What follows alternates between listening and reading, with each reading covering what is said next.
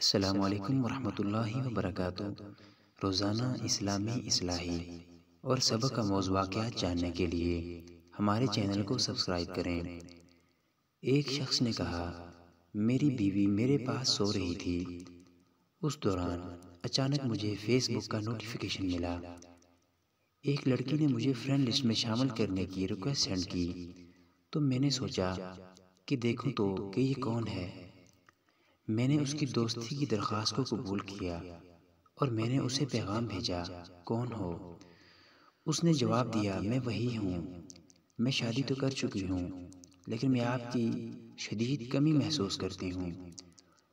یہ ماضی کی میری محبوبہ تھی، وہ ایک خوبصورت لڑکی تھی، لیکن میں نے اس چیٹ کو بند کر دیا کیونکہ میری بیوی سو رہی تھی اور میں اس کی نیند میں خلل نہیں ڈالنا چاہ رہا تھا۔ پھر میں نے بیوی کی طرف دیکھا، وہ گھر کے سارے کام کرنے کی وجہ سے تھک ہار کر گہری نیند سو رہی تھی۔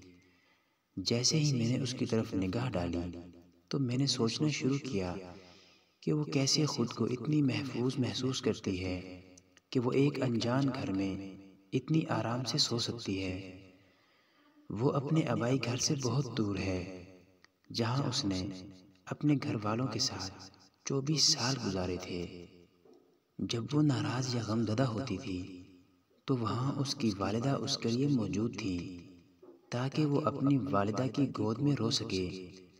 اس کی بہن یا بھائی لطیفے سناتے جس سے وہ ہنسنے لگے۔ اس کے والد گھر آ کر اس کی پسند کی تمام چیزیں لاتے۔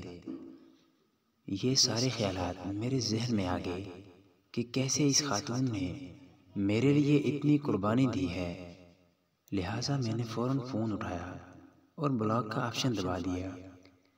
پھر میں نے اپنی بیوی کی طرف رخ کیا اور اس کے پاس سو گیا، کیونکہ میں ایک آدمی ہوں، ایک ایسا شخص جو اپنی بیوی کو دھوکہ نہیں دیتا ہے اور ایک کنبہ نہیں توڑتا ہے۔ میاں بیوی میں محبت تب کم یا ختم ہونے لگتی ہے جب کوئی تیسرا درمیان میں آ جاتا ہے۔ دعا ہے کہ اللہ تعالیٰ ہر میاں بیوی میں محبت قائم رکھے۔ اللہ تعالیٰ عمل کرنے کی توفیق عطا فرمائے، آمین ثم آمین۔ آپ کو یہ ویڈیو کیسی لگی؟ ویڈیو کے بارے میں اپنی قیمتی رائے سے آگاہ ضرور کیجیے گا۔ شکریہ۔